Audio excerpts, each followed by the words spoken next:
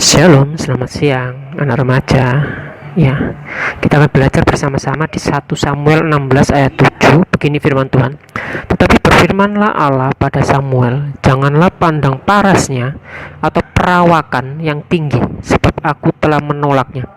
Bukan yang dilihat manusia yang dilihat Allah. Manusia melihat apa yang di depan mata, tetapi Tuhan melihat hati. Ya, siang ini kita akan belajar tentang diri saya dalam pemandangan Allah. Ya, seringkali kita memperhatikan wajah, pakaian, dan figur kita. Sekarang ini banyak yang diutamakan adalah penampilan luar, hanya sedikit yang menekankan batin kita, yaitu siapa kita sebenarnya. Banyak anak remaja stres dengan dirinya karena banyak komentar dari orang-orang di sekitarnya. Contoh, coba rambutmu kamu luruskan, atau kamu agak putih, pasti cantik dan ganteng, dan lain-lain. Nah, bagaimana kita berpikir tentang diri kita tidak seharusnya didasarkan pada pendapat orang lain, melainkan pada pendapat Sang Pencipta tentang kita. Itu yang penting. Yang pertama, diciptakan menurut gambar Allah. Allah memiliki rencana khusus di dalam pikirannya. Ya, ketika Ia menciptakan kita, manusia adalah makhluk yang termulia dari ciptaannya. Secara rohani, kita dapat bercakap-cakap dengan Allah, dan roh kita kekal. Secara moral, kita memiliki hati nurani. Ketika hati nurani kita tidak menjadi keras, maka hati nurani itu tahu mana yang benar dan mana yang salah. Allah menjadikan kita dengan cara istimewa. Allah membentuk manusia dari debu tanah dan menghembuskan nafas hidup ke dalam kita. Oleh karena itu, Allah menganggap kita berharga, maka Dia memilih, memanggil, dan memelihara kita. Yang kedua, dipilih menjadi milik Allah.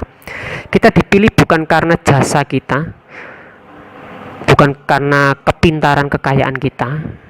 Kita sebenarnya bersyukur bahwa kita dipilih oleh Allah untuk tujuan khusus.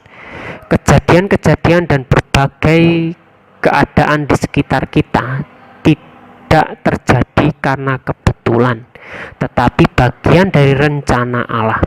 Yesus adalah kapten kita yang memilih kita. Kita semua berbeda, tetapi tidak ada orang Kristen yang lebih baik dari orang Kristen yang lain. Ya, kita semua memiliki talenta, kemampuan, dan karunia yang berbeda-beda.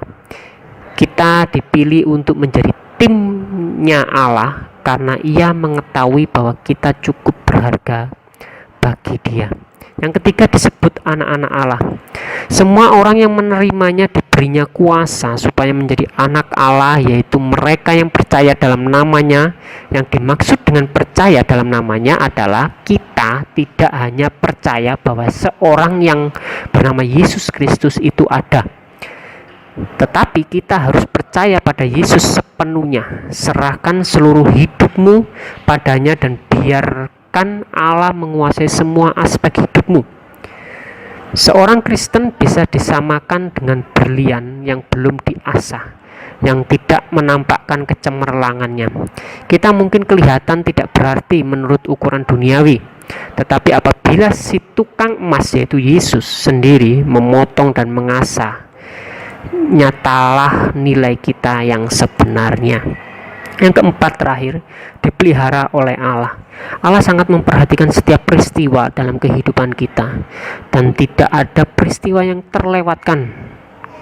Kalau kita melihat burung-burung kecil yang tidak menanam, ya, tetapi mereka tidak pernah kekurangan makanan, apalagi kita, biji matanya dan yang berharga di matanya, tentu kita lebih diperhatikan. Ingat, Ia tidak menilaimu dengan ukuran yang diberikan oleh manusia. Ia melihat hatimu, batinmu. Dia tahu apa yang dapat kamu capai di dalam Dia. Amin. Mari kita berdoa. Tuhan Yesus, terima kasih atas firman-Mu yang singkat di siang hari ini. Kami sadar ya Tuhan, bahwa kami berharga di mata-Mu, dan kami istimewa di mata-Mu Tuhan. Pakailah kami untuk menjadi berkat bagi orang-orang di sekitar kami Tuhan. Kami ingin menjadi alat-Mu untuk menjadi berkat bagi orang-orang di sekitar kami, baik keluarga maupun teman-teman kami. Terima kasih Tuhan Yesus, kami menyerahkan kehidupan kami sepenuhnya dalam tangan-Mu. Haleluya.